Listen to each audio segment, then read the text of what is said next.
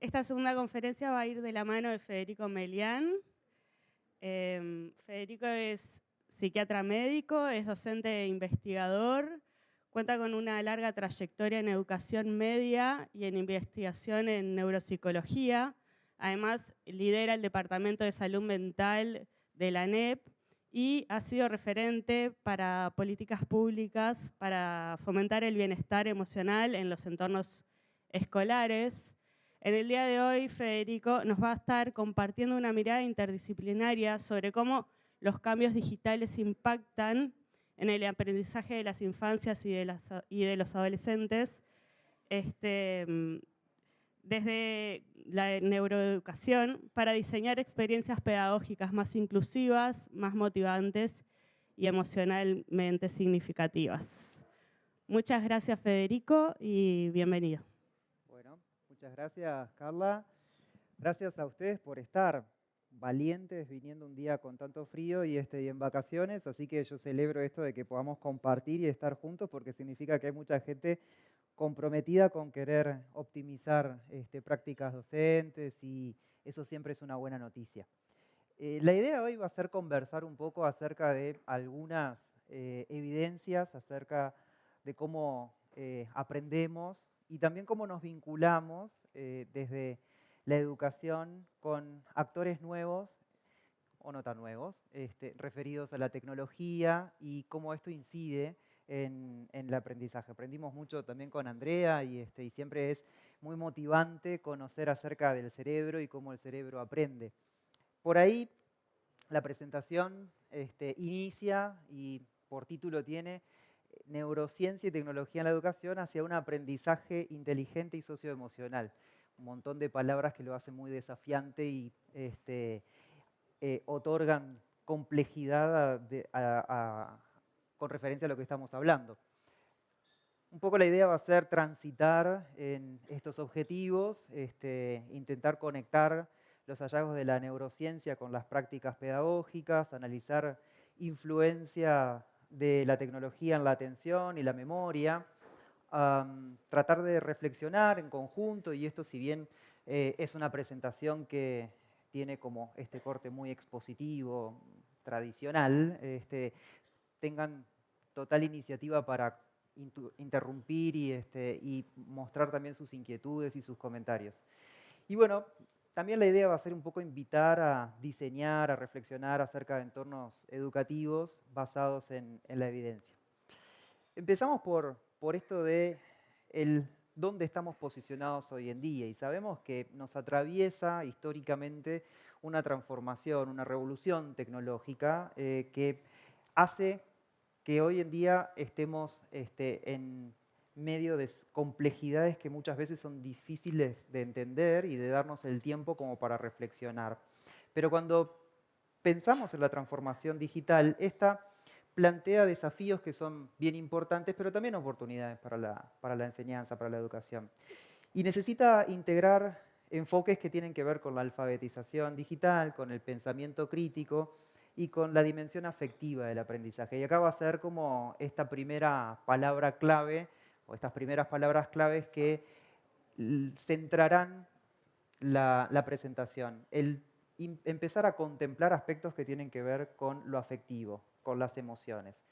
Difícilmente uno aprenda o tenga algún tipo de recuerdo de qué fue lo que se aprendió si no hay una emoción que nos atraviese, tanto sea positiva como negativa. Todos seguro cuando hacemos el ejercicio de volver atrás en nuestra historia recordaremos docentes que nos movilizaron y que generaron como un mensaje en nosotros que perduró a lo largo del tiempo. Y también aquellos otros que queremos quizás no recordar, pero que los tenemos muy presentes y que ojalá hayan generado como esta fuerza de decir, yo a vos también te voy a mostrar que puedo. Entonces, las emociones siempre están presentes ahí y eso es lo que en definitiva termina generando movimiento para nosotros poder tener un cambio. Les propongo lo siguiente. Todas las imágenes que están en esta presentación fueron elaboradas con inteligencia artificial. Tratemos de pensar un poco en conjunto qué les evoca la siguiente imagen. Pueden agarrar sus celulares, ir al código QR y ahí poner las primeras palabras que se les vienen a la cabeza cuando vemos esa imagen. ¿Qué les evoca? No necesariamente tiene que ser una emoción. Piensen lo que primero aparece.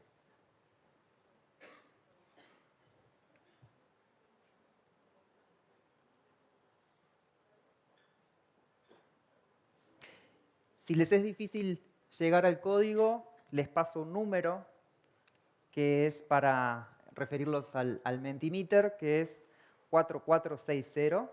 Ingresan el Mentimeter, 4460-7107.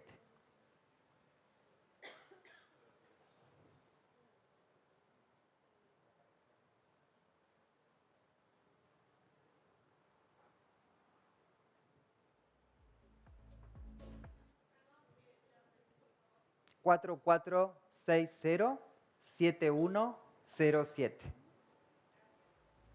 Les doy 1 o 2 minutos y luego de eso le pedimos a los compañeros que nos vayan tirando la nube.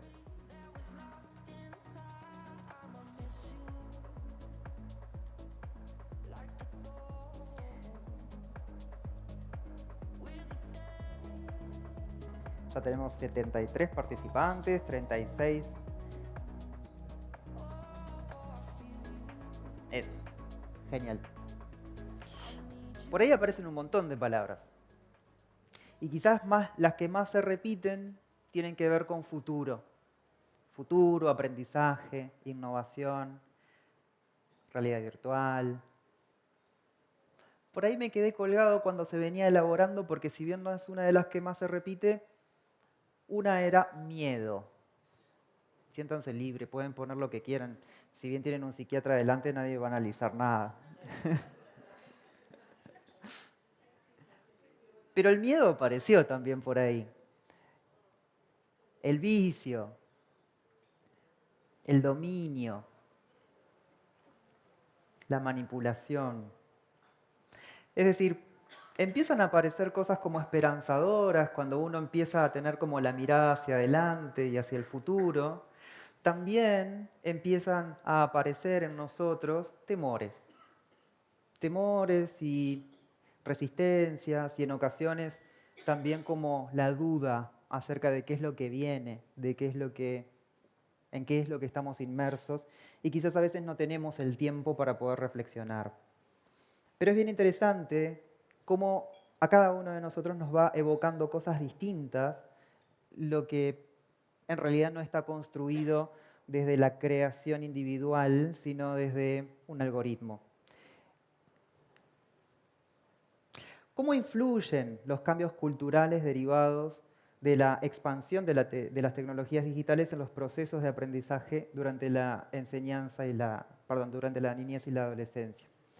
Esta es una pregunta que cada vez nos hacemos más. ¿Cómo vienen siendo los cambios culturales y cómo estos inciden en el funcionamiento de cada uno de nosotros, en cada uno de nuestros niños y adolescentes en nuestras aulas? En los manuales de psiquiatría hay un apartado, generalmente al final, uno de los últimos capítulos, que tiene que ver con cómo cambiamos y pensamos los paradigmas diagnósticos en función de los cambios culturales. Es decir, hoy en día no es lo mismo la forma de pensar y de evaluar o de valorar a un individuo que llega a una consulta que lo que era hace 40 años atrás. Hoy en día, situaciones que no conforman una categoría diagnóstica de enfermedad, en el pasado sí lo era.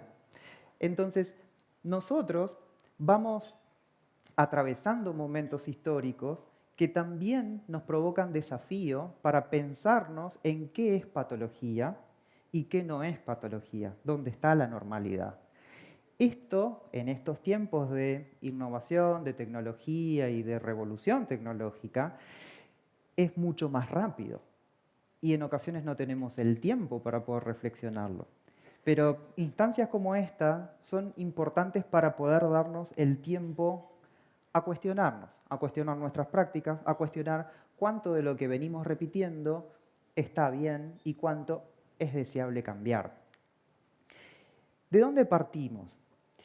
Y bueno, el año pasado, en el New York Times siempre elabora un listado de cuáles son los principales bestsellers, y el primero, en 2024, fue La generación ansiosa, de un psicólogo social que se llama Jonathan Haidt. La generación ansiosa es un esbozo de mostrar cómo ha venido cambiando el vínculo de nosotros con la tecnología y qué incidencia esto puede tener en nuestro comportamiento, en nuestras emociones y en nuestra forma de aprender. Si bien, spoiler alert, si bien les voy a contar de que es muy atractiva la lectura del libro y de conocer muchos datos que son verdaderamente sorprendentes, también es cierto que desde la academia se le hace una crítica a este intento de investigación en cuanto a confundir correlación de hechos con causa-efecto. Y esto es algo que es importante ya poner en evidencia desde este primer momento, porque les voy a mostrar un montón de datos y estadísticas que sí son alarmantes, pero que los necesitamos poner en su justa medida. Cuando nosotros empezamos a indagar acerca de cómo vienen siendo los cambios culturales de vinculación con la tecnología que tiene la generación posterior a la nacida en el 96, la generación Z, y cómo esto tiene algún tipo de impacto en el comportamiento y en las emociones, es verdaderamente alarmante el tipo de incidencia que ha tenido básicamente en las emociones. Y esto, la correlación, es muy fuerte y se puede apreciar en lo que aparece como la barra gris que está detrás de cada uno de las curvas, porque a partir de ahí es donde se ve el cambio significativo en casi todas las variables medidas. Los chiquilines nacidos en el 96 son quienes por primera vez se exponen a celulares que ya son inteligentes y que, a diferencia de mi generación, no tuvieron que transitar por celulares que eran los flip-flop, que se cerraban y abrían, y para uno tener que escribir un mensaje tenía que digitar un botón varias veces. A partir de ese momento hay mediciones que lo que marcan es que cuando se pasó a la pantalla táctil, subieron las horas de exposición a pantalla y generó mucho más atracción del individuo con el dispositivo. Eso hizo que uno pasara más tiempo porque era mucho más sencillo enviar un mensaje. A partir de 2007, 2010, hay unos hitos que cambian cómo nos relacionamos con las pantallas. Primero fue la aparición del iPhone, después las redes sociales. Eso se muestra con bastante claridad la correlación, insisto, no estoy hablando de causa-efecto, pero sí la correlación de que a partir de 2007 el primer iPhone sube el tiempo de exposición a pantallas medido en encuestas en Estados Unidos. A partir de 2010 la aparición de Instagram sube incluso más el tiempo que permanecen los adolescentes frente a pantallas. Y si ustedes ven las curvas, a partir de 2010 empieza a incrementarse la constatación de episodios depresivos mayores en adolescentes, tanto en varones como en mujeres, pero mucho más en mujeres. Después vamos a ver por qué, pero tiene esta correlación bastante marcada con el tipo de exposición que tenemos en diferencia entre varones y mujeres en pantallas. Cuando empezamos a ver sobre los estudiantes de pregrado en Estados Unidos con algún tipo de afección en salud mental, con algún tipo de trastorno, vemos que en el caso del trastorno bipolar, anorexia, abuso de sustancias o esquizofrenia mantiene como una tendencia bastante marcada a la estabilidad. En el caso del trastorno por déficit atencional con hiperactividad tiende a haber un aumento, pero donde hay un aumento significativo es en depresión y en ansiedad. Y esto es bien marcado. Cuando nosotros estos datos los trasladamos a Uruguay, ahí tenemos una dificultad. Y la dificultad es que el último estudio epidemiológico sobre salud mental en niños es de 2008. No tenemos un estudio de tal alcance como el de 2008 que pueda contrastar los datos a nivel internacional. La buena noticia es que con el Departamento de Salud Mental de la ANEP, en conjunto con la Cátedra de Psiquiatría, establecimos un grupo de trabajo para replicar el estudio a partir de este año y sí poder tener datos que sean más actualizados. Pero esto nos alerta de que probablemente los datos que tenemos de 2008, y los vamos a ver ahora, no sean los mismos que existen hoy en día.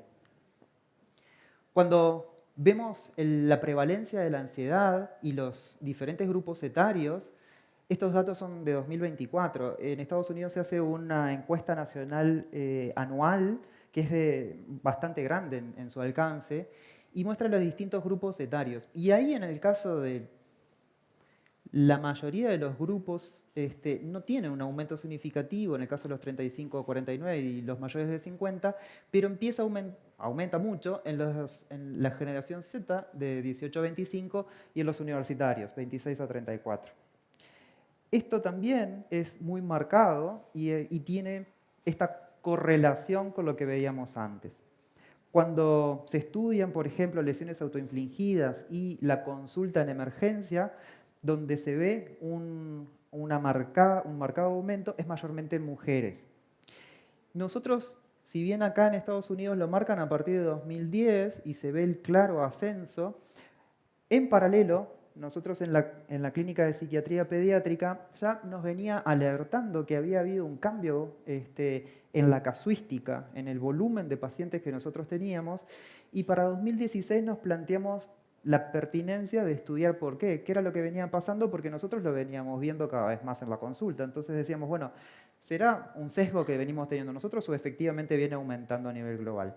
Y ahí nos fuimos a algunos centros educativos a buscar población no referida, es decir, la población que no consulta en un consultorio, en una policlínica, porque esta es una población sesgada. Y cuando lo veíamos en liceos, veíamos que aparecía como el segundo motivo de referencia, no de consulta, sino de referencia. Y ahí empezamos a cruzar datos de por qué. ¿Por qué había tantos adolescentes que habían tenido alguna experiencia con lesiones autoinfligidas? Y se los resumo muy rápidamente. Los estudiantes lo que nos contaban cuando cruzábamos datos y hacíamos la indagatoria acerca de si estaban sufriendo algún tipo de problema emocional y le preguntábamos a los padres si estaban notando en sus hijos algún tipo de problema emocional, la distancia era muy grande. Había muchos chiquilines que sí decían que tenían problemas vinculados a las emociones y habían pocos padres que notaban que sus hijos tuvieran problemas vinculados a las emociones. La distancia era de más de 40 puntos. Entonces ahí lo que empezamos a pensar es, bueno, si bien sabemos todas las crisis y los duelos clásicos de la adolescencia y la distancia que los chiquilines tienen, también en esto del vínculo con sus padres, hay una dificultad en poder notar, hay una dificultad en poder ver. Y en paralelo, a nivel internacional, venían subiendo las consultas por este tipo. Cuando nosotros vemos las consultas desglosadas por grupos etarios, en el caso de los 15 a 19 y en el caso de los 10 a 14 es donde aumenta más. De hecho, nosotros hoy en día tenemos muchas consultas de chiquilinas en los últimos años del ciclo de primaria. En quinto y sexto es donde ya empezamos a ver consultas por este tipo de situaciones. Y cuando vemos cuestiones vinculadas a la ausencia de motivación o la ausencia del sentido de pertenencia al centro educativo, empezamos a ver cómo en todas las distintas regiones del mundo, pero más en el mundo anglosajón, aumenta significativamente. Es decir, esta situación del no sentirse parte, de sentirse que no soy parte de un grupo y no tengo como mucho interés en pertenecer o estar. Cuando vemos cómo ha variado el tipo de actividad que se desarrolla como parte del ocio, la correlación es bastante clara. Han subido significativamente las actividades basadas en pantallas y han disminuido significativamente las vinculadas al juego y el juego al aire libre o la interacción con un otro. Y el autor por ahí hace como una hipótesis. ¿Por qué? ¿Por qué es que viene sucediendo esto si tiene que ver solamente con la exposición a pantallas? Y en esto de los cambios culturales y cómo la cultura y el tiempo que transcurrimos y que vivimos también hace a nuestro bienestar y nuestra salud, el esbozo de hipótesis que Jonathan Haidt establece es, bueno, los padres de esta generación Z también son padres que han optado por tener a sus hijos más adentro y menos en interacción presencial con un otro fuera, y que han optado por liberar actividad vinculada a pantallas sin su correcta supervisión. Entonces, es cierto que la evidencia marca que hay mucho más tiempo de estudiantes dentro del hogar y mucho menos tiempo fuera del hogar sin una clara supervisión. A todos se nos viene a la cabeza la serie Adolescencia y pone en evidencia de algún modo cómo viene siendo el funcionamiento de muchos adolescentes. En el caso de, por ejemplo, tomar contacto con otros amigos y demás, ha disminuido significativamente, y después el tiempo que uno tiene en contacto con otras personas es donde se da la mayor caída en el grupo de los 15 a 24. Sabiendo esto, ¿qué condiciones ustedes creen que son indispensables para que el aprendizaje se logre? ¿Qué es lo primero que se nos viene a la cabeza cuando pensamos en que se necesita para aprender? Por ahí, si ustedes escanean, les va a llevar el Menti a otra posibilidad de interacción que va a tener que ver con algunas opciones en las que podemos ver.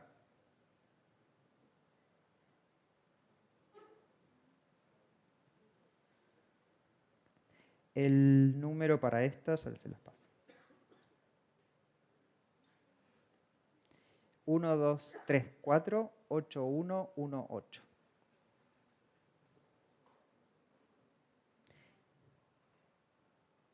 Cuando ustedes ingresen 1, 2, 3, 4, 8, 1, 1, 8, les va a llevar a la pregunta ¿a cuál o cuáles de las siguientes le atribuirías más peso como condición para el aprendizaje? Y ahí aparecen algunas opciones.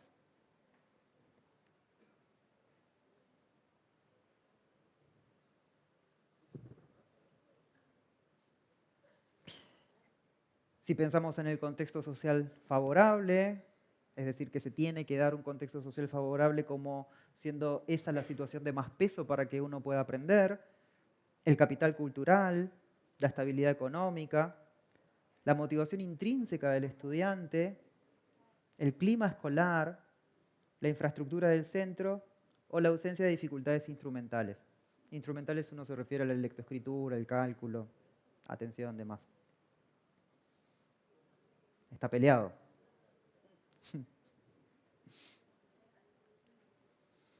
Se las hice complicada porque no les puse opciones que tuvieran tanta diferencia.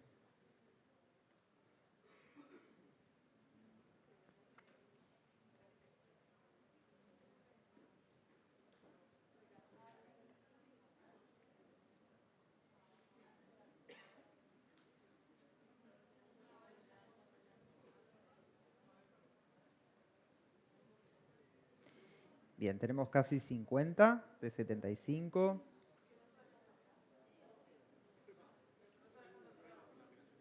¿Con el Menti? ¿No logras ingresar? ¿No te deja votar? ¿Sí? Vamos discutiendo entre todos, ¿te parece? A ver, cuando por ahí aparece cuál o cuáles de las siguientes le atribuirías más peso, bueno, parece medio peleado, ¿no? Pero algunos, quizás la mayoría o lo que se le atribuye como mucho peso es a la motivación, aparecía por ahí. Si querés, tírala para atrás, así la vemos. Eso. Y por ahí aparecía la motivación intrínseca del estudiante y el clima escolar, ¿sí? Como las que van ganando la carrera de mucho peso.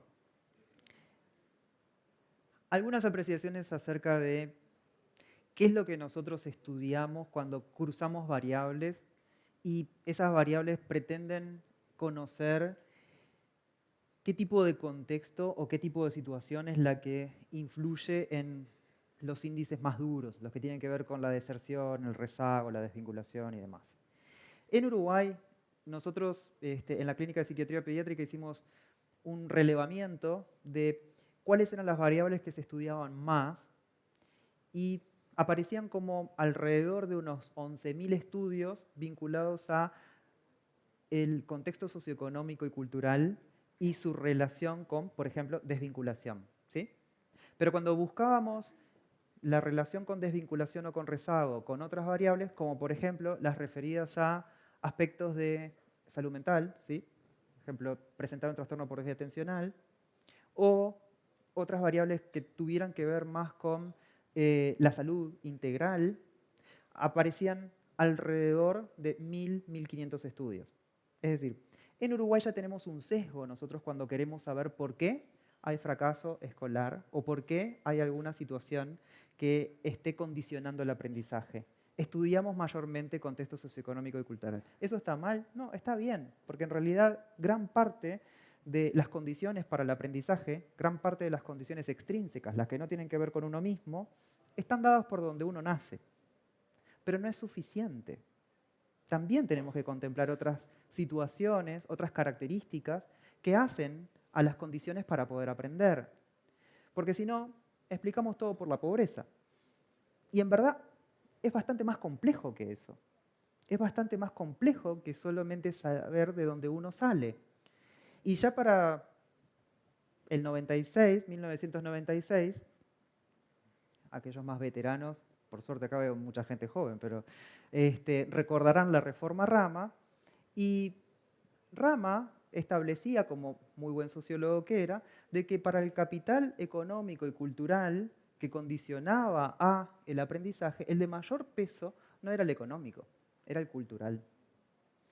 Es decir, cuánto se vive en el hogar en el sentido de cuánto importa el aprendizaje, cuánto importa yo sostener la educación. Entonces, en esto de a qué le damos más peso, cada una de esas cosas son trascendentes. Y nosotros cuando queremos medir qué condición es la más importante, es muy difícil poder establecerla solamente por una variable. Lo que pretendo decir es que no nos quedemos con la idea de que solamente el contexto socioeconómico y cultural es el que tiene mayor peso. Y en esto, como médico, importa transmitir de que nosotros somos partes de un cuerpo y que también hay una biología atrás que condiciona qué tan disponible yo estoy para poder aprender. Por suerte escuchamos antes a Andrea y adelantó mucho de las complejidades que tiene el cerebro y todo lo que se debe dar para que se pueda producir en términos esperables. Pero es cierto que no siempre las cosas se dan de ese modo. Y en la complejidad del desarrollo, nosotros partimos de primeras etapas que tienen que ver con el desarrollo sensorial, es decir, nuestro desarrollo se va dando paulatina y progresivamente desde momentos en donde podemos ir accediendo a distintas funciones hasta llegar a lo más complejo de todo, que es el desarrollo de la corteza prefrontal. Es decir, antes que llegar a esto, vamos adquiriendo otras funciones. Acá habla de que la naturaleza heteromodal del desarrollo cognitivo, es decir, de distintos modos del desarrollo cognitivo del cerebro, es evidente a través de estudios de distintas características y cada vez más tenemos evidencia porque han aparecido nuevos jugadores. Por ejemplo, la neuroimagen funcional. Antes veíamos el cerebro como una foto, hoy lo podemos ver como un video que va modificándose, áreas que se prenden y se apagan en función de lo que uno va haciendo.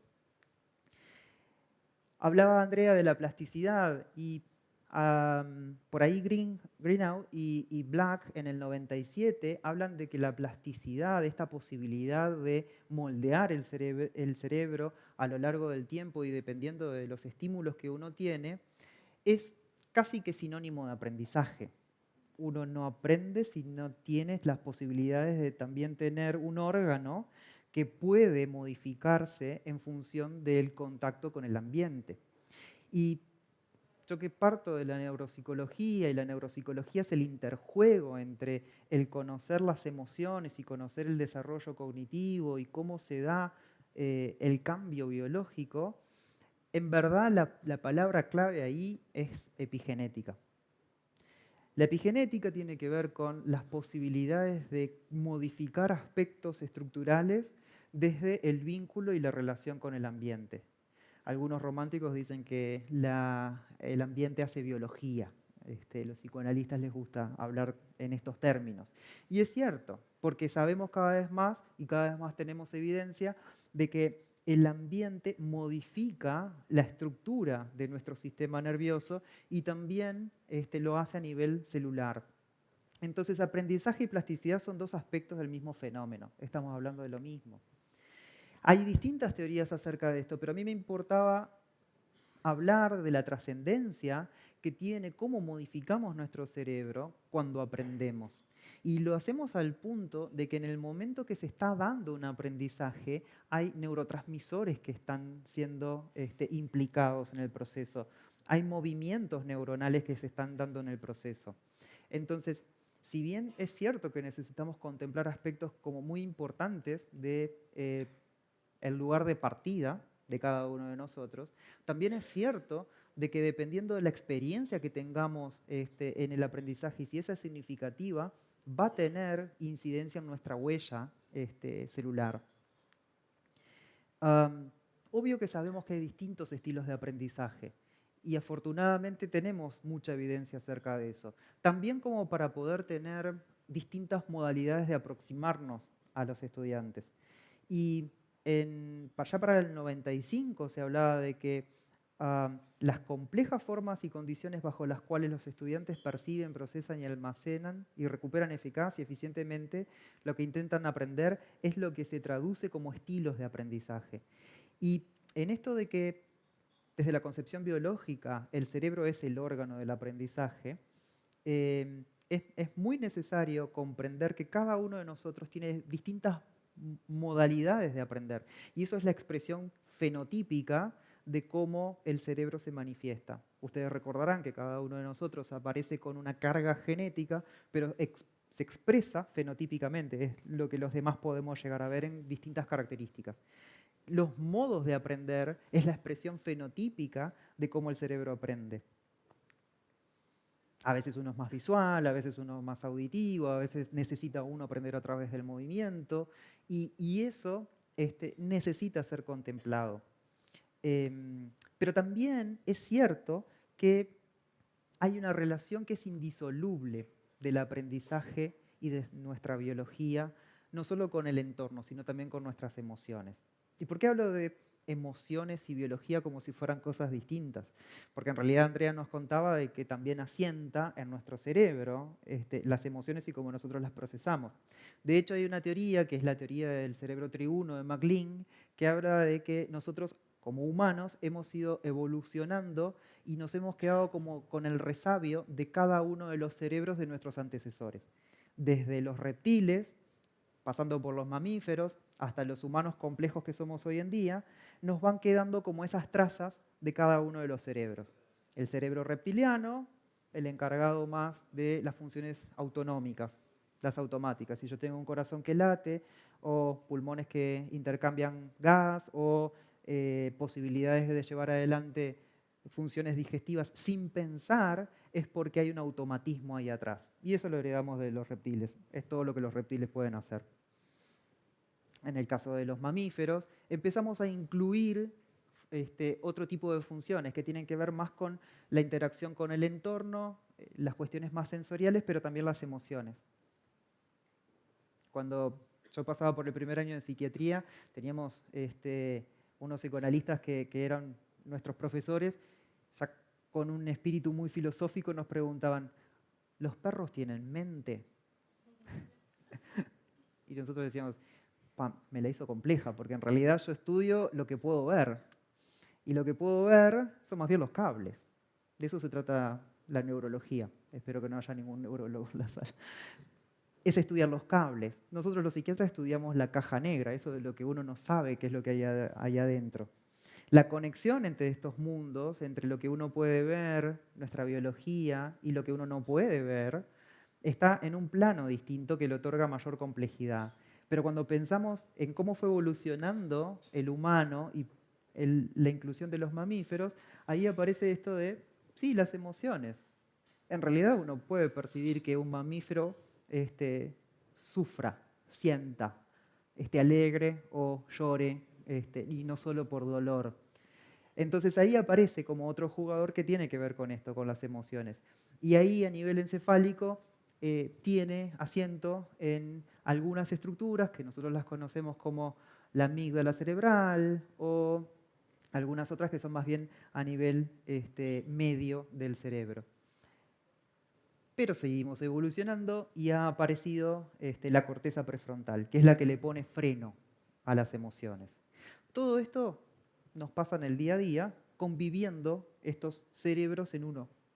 Y la salud mental implica no solo nuestro comportamiento, nuestra capacidad cognitiva, sino también aquellas otras cosas que son un poco más primitivas sobre las cuales le ponemos control y que tiene que ver con eso, con las emociones. Para saber de dónde partimos en cuanto a salud mental en Uruguay, nosotros con aquellos datos de 2008 sabemos que un 22% de la población de niños en algún momento de su trayectoria va a tener problemas que internaliza o que externaliza a tal modo que lo podríamos categorizar en un trastorno mental. ¿Sí? Son de tal entidad que podrían ser considerados como un trastorno mental. De modo que, resumiendo, algo así como 1 de cada 4 o 1 de cada 5 niños en este país va a tener un trastorno mental a lo largo de su trayectoria. ¿Cómo? Desde que tenemos estadística, este es el estudio epidemiológico más grande que hubo, ¿sí? Pero desde que tenemos estadística, si lo trasladamos a los estudios internacionales, no es muy distinto. A nivel global, generalmente se hablan de estos datos parecidos. Y si lo trasladamos a los adultos, a la psiquiatría de adultos, por ejemplo, epidemiológicamente se sabe que 1 de cada 4, en este país, 1 de cada 4 uruguayos va a tener un trastorno mental en algún momento de su ciclo vital. ¿Sí? No se empiecen a mirar entre ustedes, no es el momento como para hacerlo. Pueden ir contando, 1, 2, 3.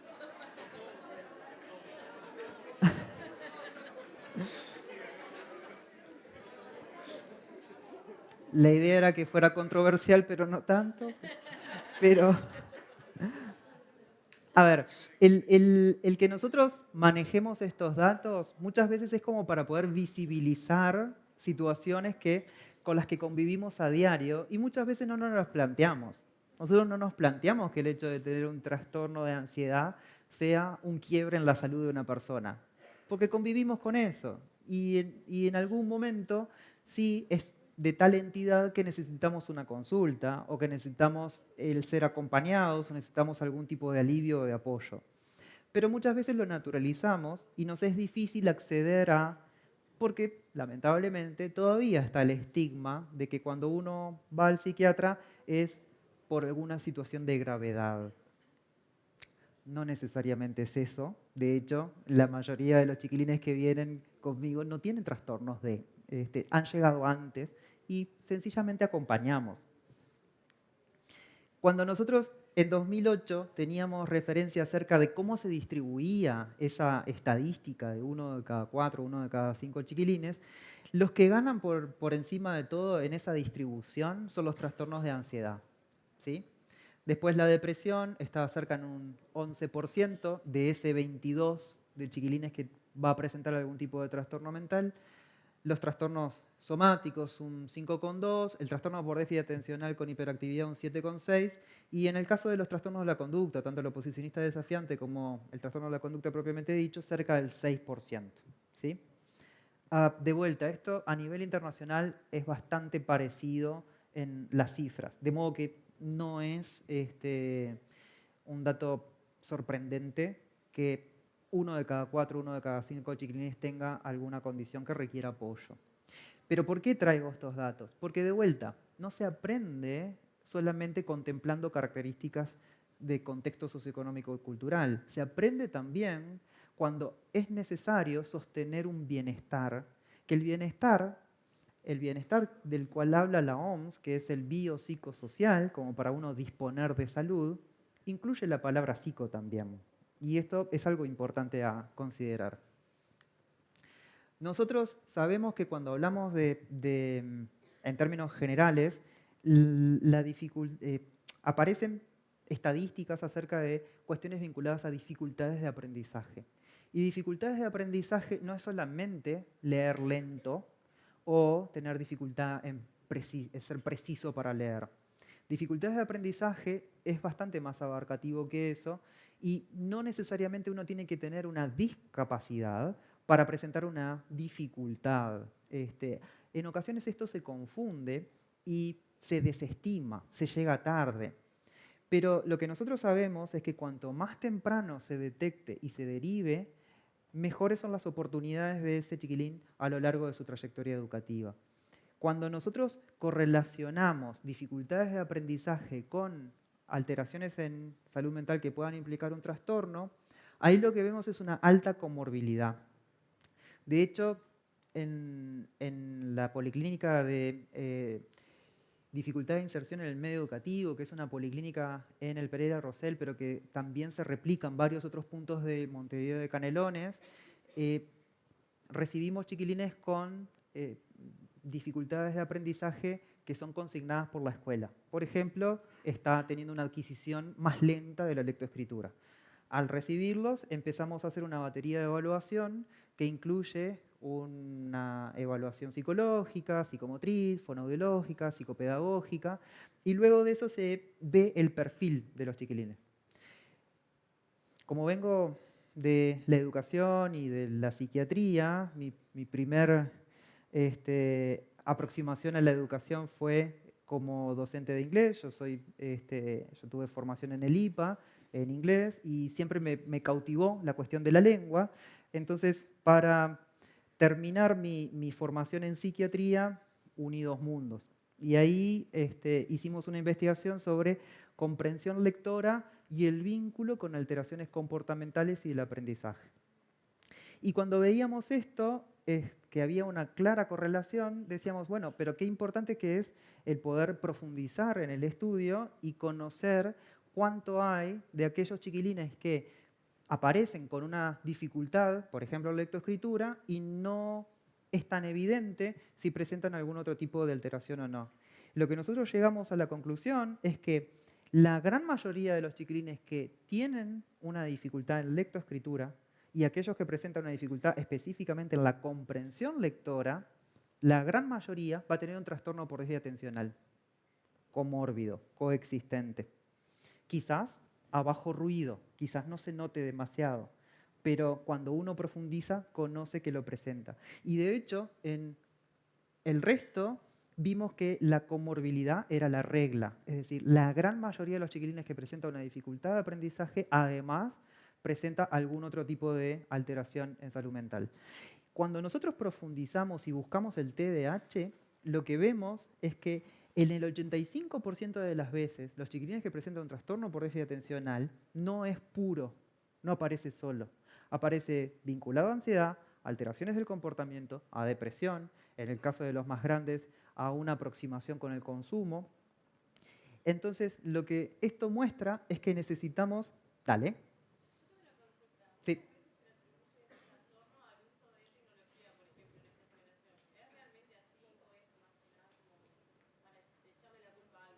Está buenísima tu pregunta. Mientras no le echemos la culpa al psiquiatra, está todo bien. No, pero está genial la pregunta. ¿Por qué? Porque en la anterior parte, la que vinculaba como a la estadística y cómo ha cambiado la modalidad de funcionamiento de niños y adolescentes, decíamos de que la exposición a pantallas ha subido significativamente. De hecho, en algún cohorte que nosotros estamos haciendo yo estoy trabajando para UTEC y algún cohorte que estamos haciendo de indagar cuántas son las horas de exposición a pantallas en un grupo de 200 chiquilines que están trabajando en primer año de facultad. El promedio es de 8 horas y media, más o menos, de exposición a pantallas. Ahí nosotros, tomando correlación con la estadística y lo que se habla en esta publicación que les contaba antes, Jonathan Haidt dice que una de las cosas que más afecta es la atención, teniendo como una fragmentación de la atención, siendo cada vez más complicado el poder sostener. Después habla también que otra característica bastante clara es la dificultad en sostener o tener habilidades sociales. Un compromiso en el sueño, con una deprivación del sueño y una tendencia a la dependencia en el uso de pantallas. Si vos empezás a ver esas características, muchas de ellas tienen que ver con el TDAH. Lo cierto es que el TDAH es un trastorno del neurodesarrollo. No tiene que ver con la etiología, es decir, el origen del trastorno, no tiene que ver con la exposición a pantallas. Vos ya nacés con una configuración genética, biológica, gestacional, desde el desarrollo embrionario, en donde sos propenso a. Pero sí, si le incluimos la exposición a pantallas en un chiquilín que ya tiene una alteración del neurodesarrollo, seguro se la estamos complicando muchísimo más. Y profundicemos su expresión de la enfermedad. Entonces, no es el origen, pero la complica bastante. Lo que sabemos es que si nosotros no intervenimos en estas afecciones, la evolución natural va a ser bastante más complicada. Por ejemplo, lo que se sabe es que aumenta muchísimo el riesgo de depresión mayor si no intervenimos oportunamente, y hay mucha estadística acerca de distintas situaciones que puede estar asociado a conductas delictivas o a comportamiento vinculado a la conducta suicida o al consumo de sustancias. Esto, de lo que habla, no pretende ser catastrófico los titulares, sino es una oportunidad de intervención temprana. Si nosotros detectamos, es buena cosa derivar para atender oportunamente, porque la evolución después no es esta. ¿Cuál es la evidencia hoy en día acerca del impacto de la tecnología en el aprendizaje? Y acá aparece como esto de un nuevo jugador, ¿no? Porque es ya no solo la pedagogía o las prácticas, las corrientes pedagógicas o las prácticas activas, la inclusión de dispositivos en el aula, sino el convivir con el dispositivo la mayor parte del tiempo de nuestras vidas. Acá hicimos una revisión acerca de algunos metaanálisis y algunas otras revisiones sistemáticas bastante actualizadas, que son de 2021, 22 y 23, y hay muchas de las características que se ven cuando uno cruza datos acerca de cómo inciden en el aprendizaje y la exposición, que son consistentes en los estudios. Lo que se sabe es que una de las cosas que más afecta es la atención. Y esto va a tener bastante correlación con cuánto tiempo yo destino. Más tiempo de exposición a pantalla, mayor impacto sobre un tipo de atención. ¿Sí? Por lo menos esto es la revisión de la evidencia. Si bien cuando uno hace búsqueda de metaanálisis lo que aparece es como información que por momentos parece contradictoria, lo cierto es que hay un tipo de atención que es la que más se afecta. ¿Sí? Nosotros para poder aprender necesitamos focalizar la atención, pero esa focalización debe ser sostenida. Y para sostener la atención tiene que haber un control de la corteza prefrontal que lo que hace es inhibir los estímulos del ambiente. Yo para poder entender lo que estoy hablando ahora no le tengo que estar dando corte a lo que se mueve alrededor, a los ruidos del entorno y demás. Hoy hay estadística que la atención sostenida de los adolescentes es bastante menor que lo que era de las generaciones anteriores. Y esto tiene bastante lógica con esas 8 horas y pico de exposición al día. ¿Sí? Sí se fragmenta la atención. En esto de la correlación de datos, sabemos que cada inclusión que ha tenido el celular en su mejora de dispositivo incide directamente en cuánto tiempo yo logro atender a algo. Por ejemplo, la aparición de las push-up notifications hace que fragmente yo mucho más la atención. También porque se segrega dopamina en el circuito de recompensa y hace que sea mucho más atractivo esto que el profesor que tengo adelante. Entonces, eso va a incidir también en la motivación. Y de vuelta ahí, vinculado a TDAH. El TDAH, hay algunos que dicen que es un trastorno en sí mismo, trastorno por déficit atencional con hiperactividad, pero hay algunos que dicen que solamente son síntomas, que lo que te está mostrando es una dificultad en poder gestionar las funciones ejecutivas. Y las funciones ejecutivas son atención, memoria, planificación, secuenciar en pasos, tener control, gestionar las emociones. Entonces, si esto va a estar afectado, difícilmente yo pueda estar disponible para el aprendizaje. Y si tengo otra cosa que es mucho más atractiva, y competir con la pantalla va a ser siempre más difícil. Entonces, la evidencia lo que marca es en que lo que se afecta más es la atención sostenida. Después, obviamente, depende un poco de qué tipo de oferta yo tengo con los dispositivos electrónicos. Porque no va a ser lo mismo el que yo esté expuesto a TikTok e Instagram que esté expuesto a un dispositivo con un objetivo pedagógico que tenga, sí, una consigna clara y haya una interacción con un otro en donde se establece una bidireccionalidad del encuentro y del intercambio. No es lo mismo estar yo en solitario, scrolleando, que estar en un espacio de interacción en donde se construya el conocimiento, siendo la pantalla un medio o siendo el dispositivo un vehículo. ¿Sí? Esto es bien distinto y la evidencia lo marca. Algunos hablan de que la atención visual periférica mejora en algunos jugadores de videojuegos y demás.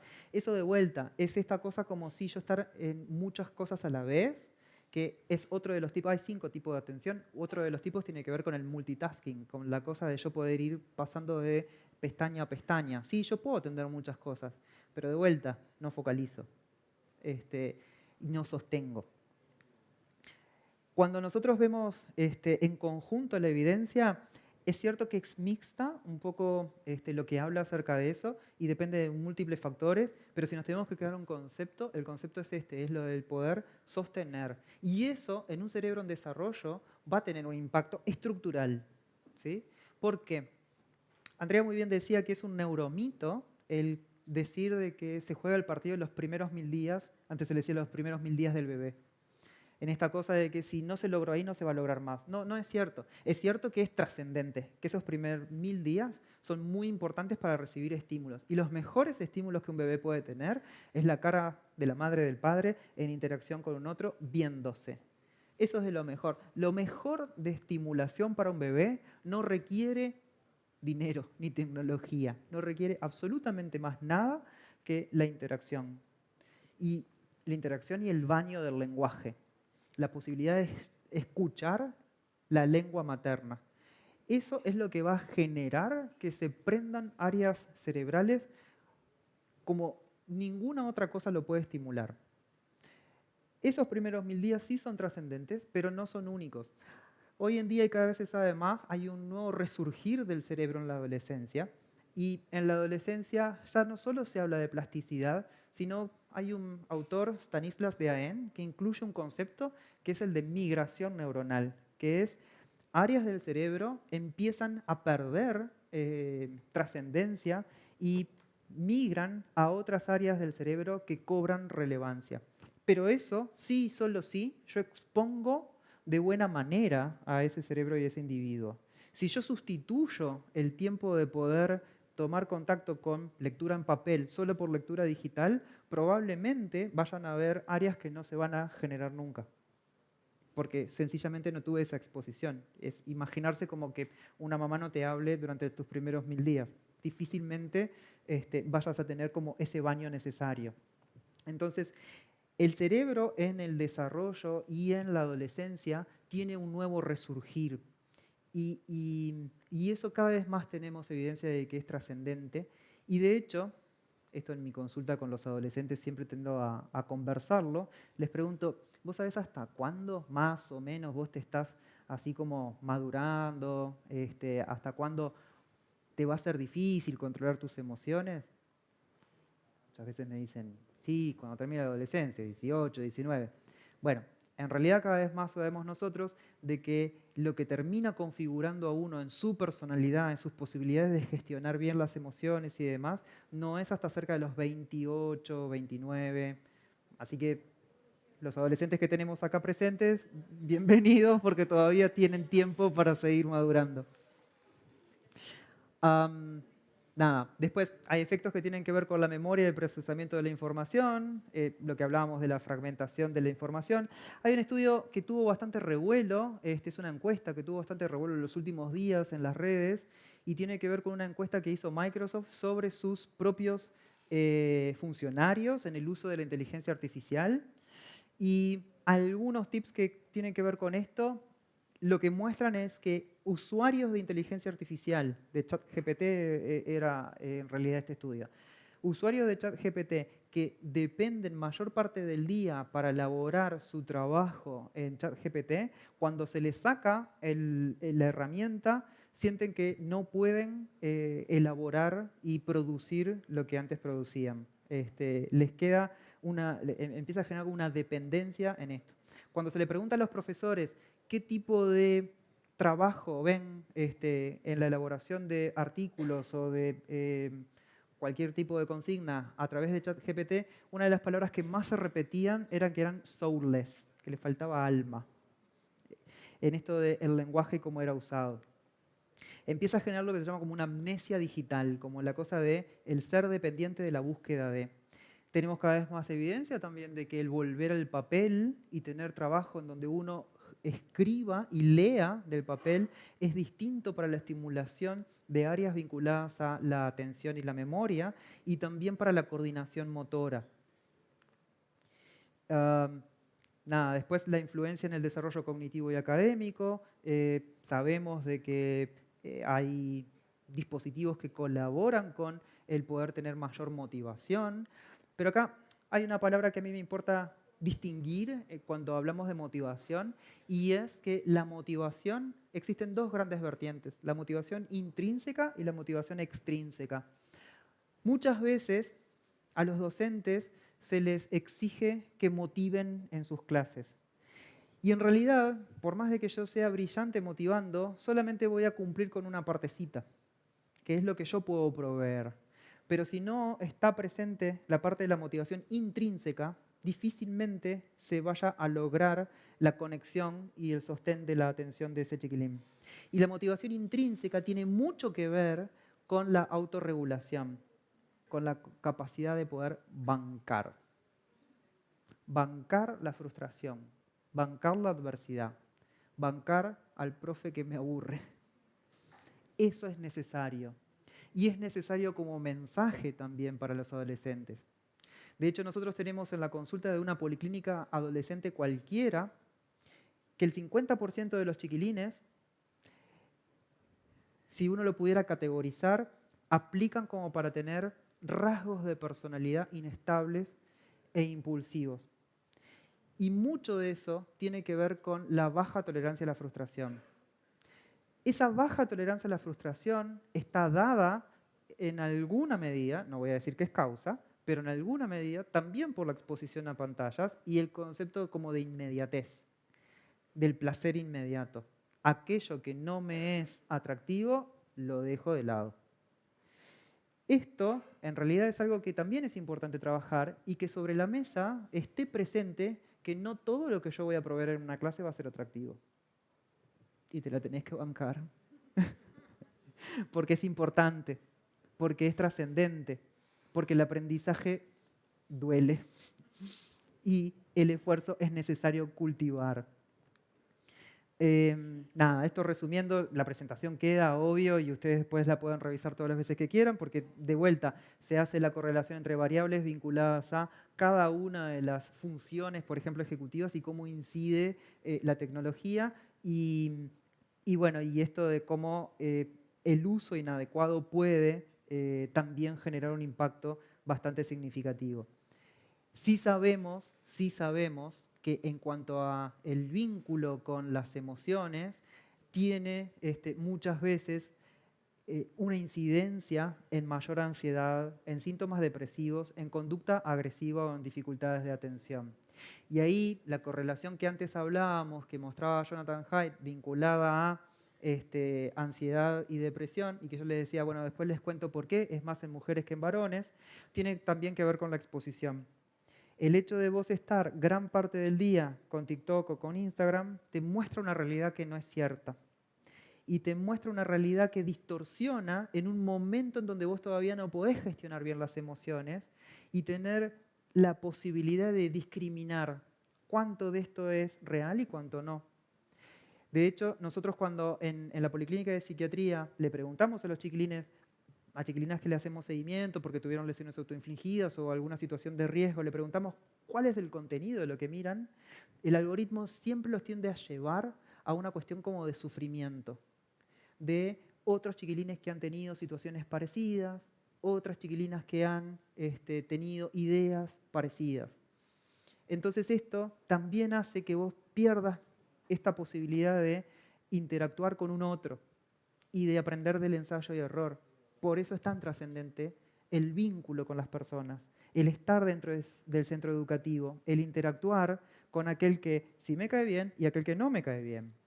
Porque de esto se trata la construcción de un cerebro que está en pleno desarrollo y maduración. Entonces, cuando hablamos de qué es lo positivo y en dónde yo me tengo que poner el foco, y el foco tiene que estar puesto en sostener estudiantes dentro del sistema educativo, dentro de un aula, en interacción con otros, a través de medios, vehículos que sí pueden ser la tecnología, porque acá la idea no es ser tecnofóbico, pero sí no tiene que sustituirlo a la interacción y el sentido de comunidad. Nosotros somos en sentido de comunidad y en sentido de pertenencia. Si eso se logra, estamos más cerca de la salud. Si eso no se logra, tenemos factores que son como más de riesgo. Nada, ahí en cuanto a los videojuegos y demás, una de las cosas que advertía es por qué es más depresión y ansiedad en mujeres y el vínculo que tiene con este tipo de contenidos. En el caso de los varones no significa que no sea un problema, pero es distinto el contenido al que se exponen. Los varones mayormente se exponen a videojuegos y a pornografía. Cuando hay un consumo que es más problemático de la tecnología, en el caso de los varones es más vinculado a pornografía. De hecho, en Uruguay hay una encuesta del año pasado que dice que el 38% de los varones tiene algún tipo de contacto con la pornografía a partir de los 8 años. Entonces, esto de la accesibilidad también hace el uso adecuado o inadecuado. Si nosotros tenemos que pensar en qué cosas son necesarias hacer, y bueno, esto, generar sentido de pertenencia, generar comunidades que sean comunidades en donde uno se reconozca con un otro, tener climas que sean adecuados, que propicien el bienestar. Para eso es sabido que hay experiencias a nivel internacional y a nivel nacional que incorporan el aprendizaje socioemocional a las aulas. Ceibal tiene experiencias en esto y ha trabajado muy bien, y esto es algo que tenemos que seguir profundizando. Nada, un poco terminando, la intención de conversar y de hablar de estas cosas tiene que ver con en dónde poner el foco, y si hay un mensaje final que debe estar presente es que uno no aprende si no es en relación con otros que están bajo un mismo techo y que comparten un mismo fin. No se aprende sin emoción, no se aprende sin el poder tener referentes claros que también vengan con cierta pasión.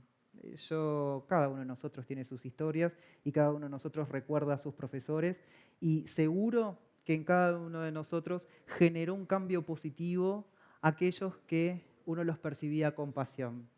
Y volver a esto es volver a nuestras mejores prácticas. De modo que la invitación es, más allá de la corriente en la que estemos inmersos hoy en día, en algún momento fue la escuela tradicional, en otro la escuela nueva, el tecnicismo, lo que fuera, lo importante es siempre volver al vínculo con otro. De modo que ese seguramente, más allá de mucha de la evidencia que estemos hablando, será el mensaje final, y bueno, la intención es poder dejar unos minutos para el intercambio, y si, obvio, todas las inquietudes y dudas y comentarios que quieran hacer, bienvenidos.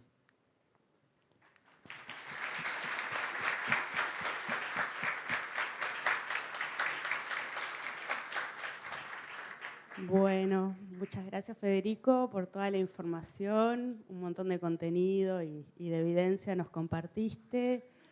Por ahí hubo gente que estuvo participando durante la charla, pero no sé si hay alguna pregunta, algún comentario más que quieran compartir. Sí, por allá. A ver. Hola, sí, una consulta. Sí.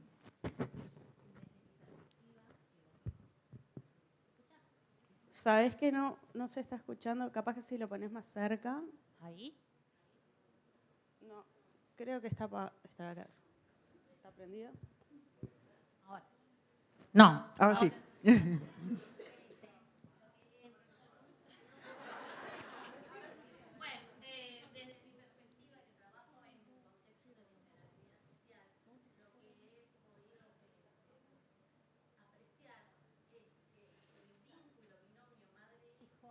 Por el celular ya está truncado, porque la madre la pone a tomar pecho y se pone con el celular y no le presta atención al hijo.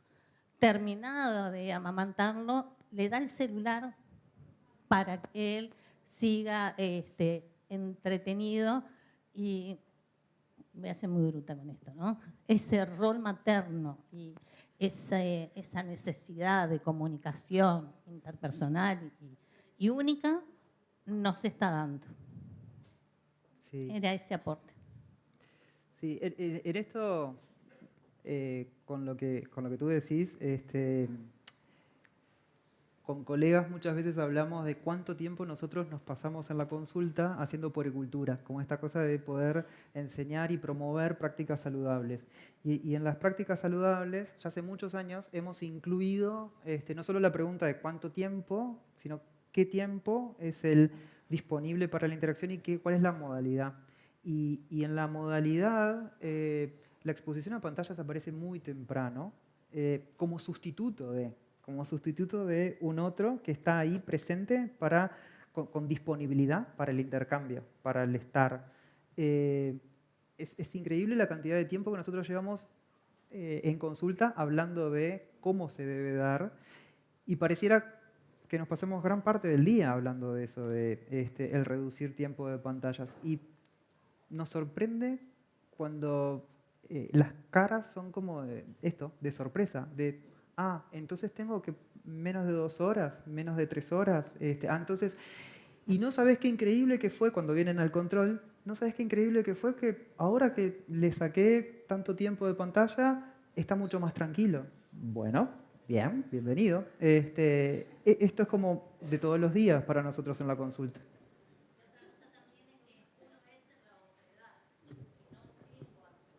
Exacto. Exacto.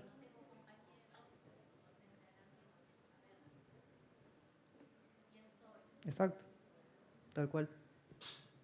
Muy bien, muchas gracias. Por allá atrás hay otra persona que quiere participar.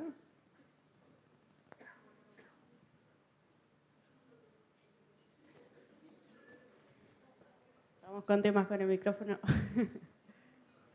Si no, te doy este.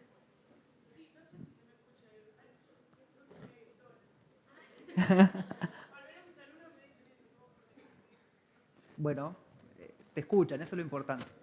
Sí. Bueno, buenos días. Me encantó lo que pusiste y me hiciste acuerdo un poco a la reflexión de muchos años trabajando en el nocturno y cómo ha variado esos estudiantes del nocturno de pasar de tener estudiantes donde vos decís, tengo 10 horas de trabajo, hago el esfuerzo, vengo a estudiar, tenés gente que te escucha, que te sigue, a pasar a tener estudiantes donde se me están coincidiendo realidades del diurno y matutino con el nocturno, ¿no? Y en esto de aprender haciendo, lo que me ha salvado es empezar a jugar con ellos. Y lo que me ha pasado estos últimos 2 años es que tengo gente de 35 para arriba y nunca en su vida jugaron con un Lego. Claro. Y cuando les pregunto, ¿tienen hijos? Me dicen sí. ¿Y cuántos Legos tienen? Ninguno. Entonces, y que también se traduce, porque a veces tengo a los padres en el nocturno y a los hijos en el diurno. Y cuando yo les llevo la cajita y les abro la cajita con todos esos colores, dicen, ¿y esto qué es? Y yo trabajo con chiquilines de 15 para arriba. Y eso, me hiciste reflexionar eso de que la adolescencia se va hasta Y digo, no sé si yo me quedo en los 29, porque yo tengo algunos alumnos que nos diferencian en un par de años de edad nada más, y esa parte del juego la toman como que yo ya soy grande, no puedo jugar, ¿no? Y eso de salir, o sea, de dejar de usar el teléfono y ponerse a jugar. O sea, me hiciste reflexionar toda esa parte que explicaste. Y bueno, y es un gran desafío el nocturno hoy en día. No es trabajar tranquilos. Yo hace 20 años atrás era un grupo tranquilo, donde vos podías hablar y podías dar la clase. Hoy no es un grupo tranquilo.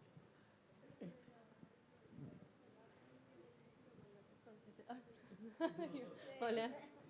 Le decía a ella que eso de que ya de grande dicen, no, ya estoy grande, ya no juego, no puedo jugar, yo soy un adulto, tengo que ser maduro.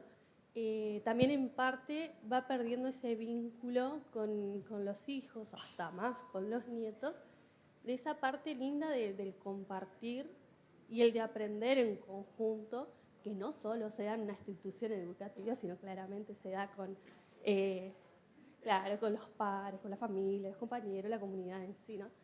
Y el compartir un momento de juego, que también se puede llevar a aprendizaje, se pierde ese vínculo. O sea, no quiere decir que no exista un vínculo entre el niño y la persona, sino que se va perdiendo, se va desgastando de a poco. Es una lástima. A ver, por allá atrás. Hola, yo tengo una pregunta sobre lo de la memoria. Bien. Ya no me tengo que aprender las tablas porque no las tengo que recordar. No tengo que acordarme los algoritmos. No tengo que recordar nada de información porque la busco y la encuentro. A largo plazo, cuando envejezcamos, ¿qué vamos a recordar? Está buenísima la pregunta, porque creo que esto se conecta de algún modo también con lo que aparecía por ahí, que tiene que ver con esa amnesia digital, con esta cosa de que después me torno un dependiente. Y no es cierto que no se tenga que aprender, porque en verdad vos, son en términos lógicos, más allá de la evidencia. Si no exponés en una función, esa función no se va a desarrollar con las posibilidades o el potencial que podría desarrollarse. Entonces, el aprendizaje memorístico es un tipo de aprendizaje y no debe ser sustituido enteramente por la posibilidad que me otorga el tener la información disponible todo el tiempo. Yo necesito también tenerlo presente como uno de los recursos para el aprendizaje, que de vuelta es no embanderarse en una sola corriente, sino tener todas las corrientes y todas las posibilidades disponibles e ir tomando y eligiendo cada una de ellas. Mira, me hiciste acordar que cuando yo aprendía en el IPA, estaba en un momento en donde uno de los métodos que se estimulaba cada vez más tenía que ver con esto de, obviamente, ponerle al estudiante en el centro e incluir muchas formas distintas en esto de las variedades de aprendizaje, como las distintas formas de... Y se sustituía el aprendizaje memorístico, ¿no? El drilling, esto del repetir y repetir y repetir. Cuando pasaron unos años y tuve posibilidad de tener contacto con algún estudio acerca de cómo es la adquisición de una segunda lengua a nivel encefálico y cómo se da en las áreas del cerebro, en realidad es bien distinto dependiendo de la edad que vos tengas y la exposición que vos tengas a una u otra lengua. Y a mí me tocaba dar clases en el nocturno, en el 34, y entonces yo veía que a los chiquilines les era mucho más complicado tratar de lograr aprender, obviamente que por muchísimas variables, pero si yo incluía la misma forma que tenía de enseñar que tenía con los adolescentes. Y la evidencia lo que me mostraba era de por qué se daba eso. Y se daba porque estaba asentado la adquisición de una segunda lengua en una región distinta a lo que está asentado cuando vos lo aprendés en los primeros 3 o 4 años de vida, los primeros años de vida en realidad. Entonces, asienta en las mismas regiones que tiene que ver con la lengua madre, área de Broca, Wernicke, a nivel del hemisferio izquierdo, pero cuando sos adulto va a estar en otros lugares y necesitas mucho más lo explícito, repetir, que me presenten el present perfect. Tengo una profe acá, entonces necesito. Y entonces eso, cuando vos tenés evidencia, decís, ah, bueno, estos temas liberados, tengo respaldo. Esto es no sustituir. Vos necesitás seguir exponiéndote a. Así como necesitas seguir jugando, así como necesitas seguir teniendo contacto con el sol y salir al aire libre y tener ensayo y error. Y en los niños y los adolescentes, lastimarse si se caen de la bicicleta, pero poder hacerlo. Porque no se aprende, pensemos en cualquier otro cachorro, no se aprende si no es a través de la experiencia. Volviendo como a esta cosa, ¿no? Como del incluir la experiencia. No se aprende. Entonces, es muy significativo el que prácticas del pasado que sí tuvieron éxito concreto en formas de aprender, no se dejen completamente de lado. Uno las tiene que también incorporar. Van a haber estudiantes que no les va a servir. Y bueno, está bien. Para ellos también tenemos otro repertorio. Para todos tenemos todo el repertorio. Pero no hay una por encima de otra. Está bien seguir volviendo a eso. Bueno, tenemos tiempo para una intervención más antes del almuerzo. Allá la Sí, compañera. yo quería decir desde mi experiencia que a veces me pasa que tengo niños en la clase que se duermen sentados, se duermen sobre la mesa y le consultás y es porque estuvieron hasta tarde con la tablet o el celular. Entonces a mí me pone como en un dilema. Bueno, no se respeta el tiempo de descanso y cuando yo voy a usar la tablet en la clase también me generan dificultades al momento de que no quieren hacer la actividad que la maestra plantea, sino entrar a los jueguitos o seguir con el jueguito que estuvieron anoche.